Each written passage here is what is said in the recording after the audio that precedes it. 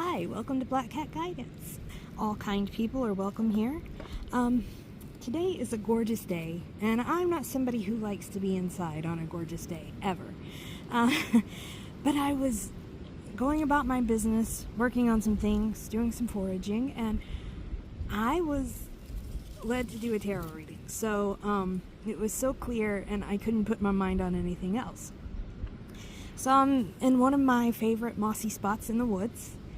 Please ignore any noises you hear because I am outside and it is a Saturday, a busy Saturday. So, I try to get in my quiet part of the woods and ignore all that. But sometimes you can't fight it. Okay, I'm just going to do a quick open reading to see what this message is that I need to send to everybody that was so urgent. Okay? So, we've got the King of Swords.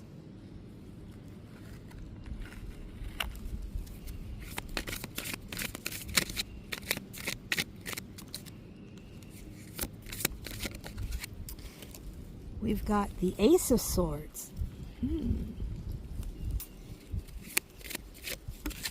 We've got the King of Pentacles.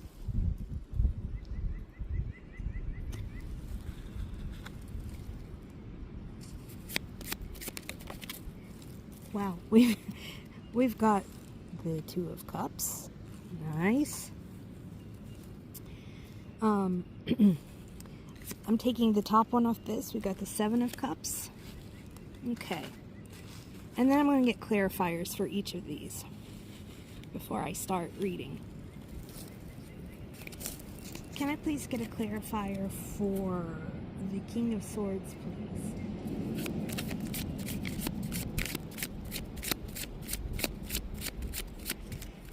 What does this King of Swords mean? We've got Temperance. Can I please get a clarifier for this Ace of Swords, please?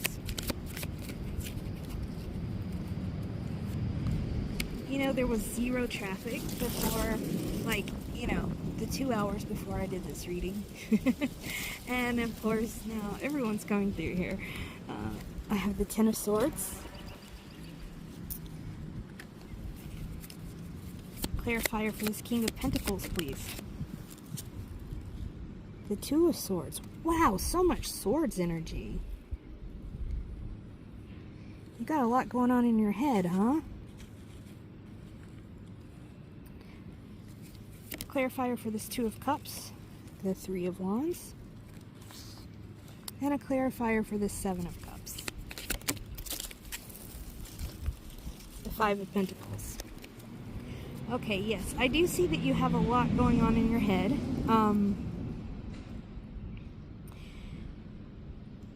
There's some sort of choice that you're trying to make, but you're trying to make it intellectually because of all this swords energy.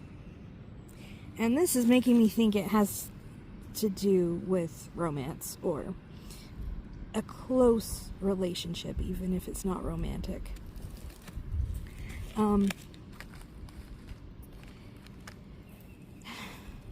This Temperance card with the King of Wands is telling me,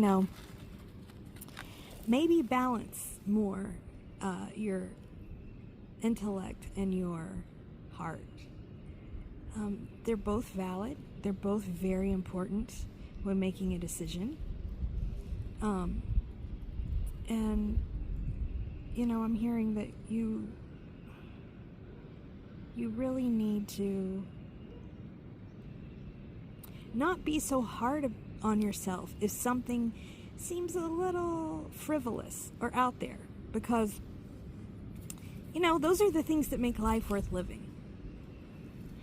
I am a very practical person in general. I have to be, and I've had to be for a very long time. I have a severe physical disability, and so the way I adapt to the world takes a lot of brain power, takes a lot of critical thinking, and it has been only in my 40s that I've really allowed myself to sort of think in a more, the word frivolous keeps coming up in my head, and that's a judgment. That word is a judgment. It's not frivolous. But things that aren't as pragmatic, but the things that feel good and make life worth living. And you know what? I'm happier than I've ever been. I've, figured things out. I don't care what people think. I am just having a good time. I don't feel committed to things. I just feel like I'm exploring the world and seeing what's out there in this, next 40 years of my life. And that seems really exciting to me. So I kind of feel like that's what's coming up for you too. See, you've been through it. You've been through it, especially in your head. And it's telling you that the worst part is over and you get to start again. This is a new start. This is also cutting out the BS. I think you're investing in things that aren't paying off for you. You're finally realizing, so I have this job that really stresses me out. And yeah, I make, X amount of money, but it all goes back into the lifestyle that I have to maintain for this particular position. I mean, that's a very specific example and it may not resonate with you, but you get my drift. I think it's time to really evaluate where your time is going, where your heart is going, where your energy is going. And I'm hearing the phrase, stand in your shoes. Stand in your shoes. And that to me means be where you are, be in the moment, not in the what ifs, right? Not what you have to do tomorrow, not about changing the laundry over. Just where you're sitting in this particular moment. Right now I'm sitting on the moss that I played on when I was a child. And it's inspiring and comforting. And the wind is blowing and it's beautiful and it's warm and the birds are singing. And then suddenly, how could I be stressed out thinking about all that, right?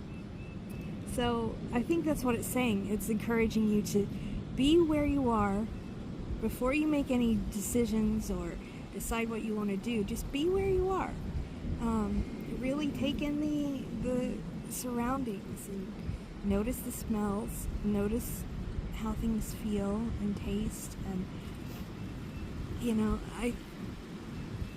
I think that will bring you to a place that's healthy and feels good, and a place that you can sort of shake hands with yourself a little more, okay? And I think maybe, this Two of Cups, which, does signify a romantic relationship, I think that could be also signifying something you see as frivolous, something you see as not practical.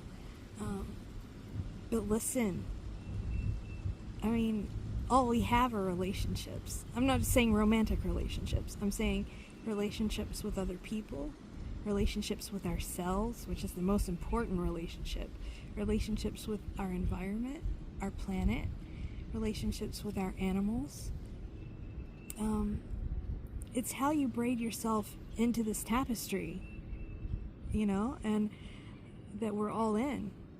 And you play a very important part in that. And I think you need to recognize your role in the whole picture. Just sit where you are and contemplate that. I'm hearing old hobby. Maybe start going back to an old hobby. Try out an old hobby that you thought was frivolous or a waste of money. Because if it's good for your spirit, that's not a waste. Your spirit needs as much or more nurturing than your body or your mind. It's very important. It's too hard to live in this world without that. And it's meaningless, I believe, to live in this world without that. So, I think this is encouraging you to really, this Three of Wands is to really dive in. Pick something that feels good to your spirit and dive in. Don't shame yourself for it. Don't feel sneaky about it. Don't hide it. just know that this is something that you're doing to nurture your spirit, just like, you would do yoga to exercise your body, or you would take a hike, or you would read a book to exercise your mind. It's the same thing.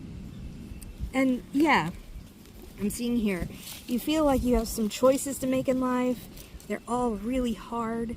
You're feeling like you're missing out on some good things because you're so concerned with the practical side of things. And I'm hearing, you're smart enough, you're strong enough. You can balance those things. You don't have to give it all to your job or your children or your church group or whatever it is that you feel like is draining you, because you can't be there for them if you're drained, right? So you really have to take care of yourself first. Let's see what else Spirit has to say to us. The Emperor, which is so interesting. Look, this King of Swords and this Emperor, they're both looking at this weight. They're going to have to do some heavy lifting. But they can handle it. Look how strong they are. But it looks daunting to them right now. But look, they're the King of Swords and the Emperor.